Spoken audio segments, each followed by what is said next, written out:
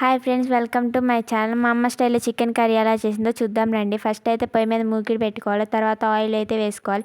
Oil వేడెక్కిన తర్వాత యాలక్కాయలు, చెక్క, లవంగా అయితే వేసుకోవాలి. వాటిని అయితే బాగా వేయించాలి. తర్వాత అల్లం, చిన్నులపై కొబ్బరి పేస్ట్ అయితే వేసుకోవాలి.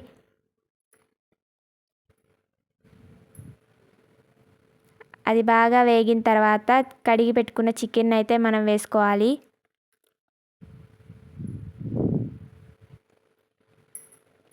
మా అమ్మ అయితే 1.5 kg చికెన్ అయితే చేస్తుంది.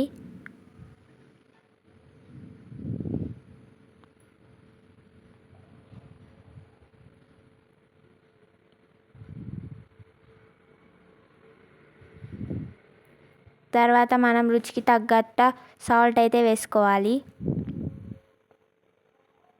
చికెన్కి సరిపోయేంత పసుపు,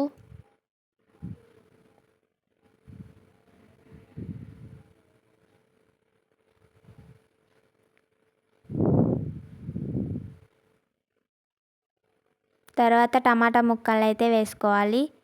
3 టేబుల్ స్పూన్ కారం అయితే వేసింది మా అమ్మ, మీకు తగ్గట్టు మీరు వేసుకోండి. తర్వాత బాగా కలిపి వాటర్ పోయకుండా మా అమ్మ అయితే చికెన్లో వచ్చిన వాటర్తోనే మగ్గనిచ్చింది చికెన్ని.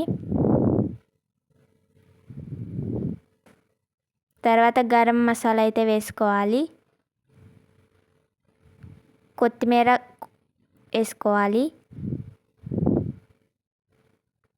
ఇలా వాటర్తో మగ్గిన తర్వాత గుమగుమలాడే చికెన్ కర్రీ అయితే రెడీ అయిపోయింది.